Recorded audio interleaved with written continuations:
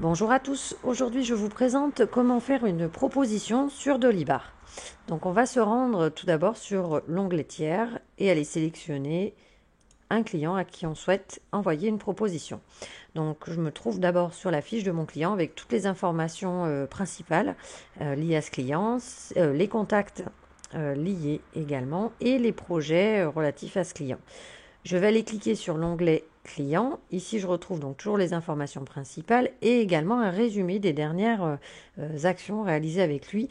Donc, on a d'abord les propositions, les commandes. On trouve également les expéditions et les dernières factures avec une indication sur le statut des factures. Donc, impayé, payé ou brouillon.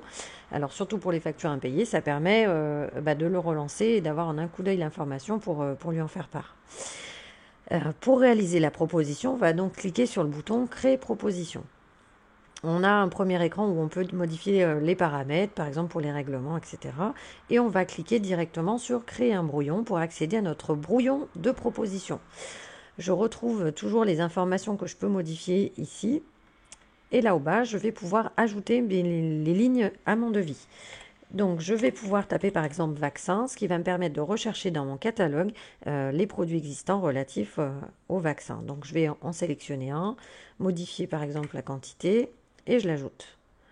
Je peux également saisir des lignes libres en mettant si c'est un produit ou un service. Ici je vais renseigner voilà, le type de produit que je veux ajouter, mentionner son prix unitaire et la quantité souhaitée et l'ajouter.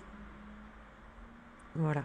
Une fois que j'ai fini de créer mon devis, je vais pouvoir le prévisualiser. Alors, soit en standard dans Dolibar en le téléchargeant, soit à l'aide de modules complémentaires, je peux le prévisualiser, ce qui évite de le télécharger à chaque fois.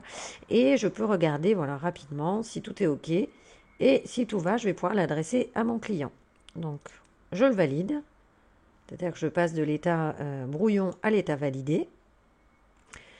Ici, j'ai donc de nouveaux boutons qui vont me permettre de suivre mon devis. Donc, je vais d'abord l'envoyer par mail à mon client. Ici, donc, je sélectionne son adresse, je modifie éventuellement l'objet du mail.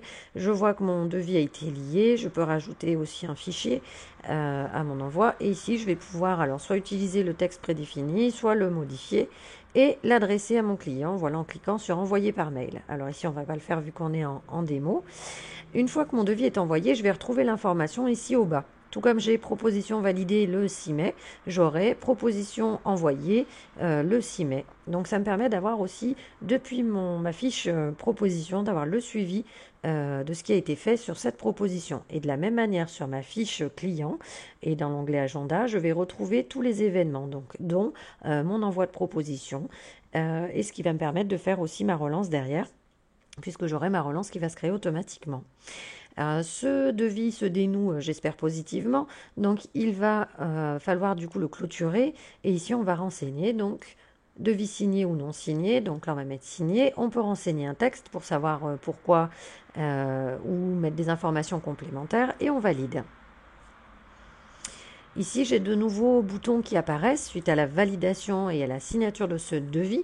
Il y a des boutons qui concernent des modules complémentaires comme modifier total ou créer projet, et des boutons standards de Dolibar. Donc toujours envoyer par mail, créer une commande par exemple ou créer la facture, ça c'est du standard.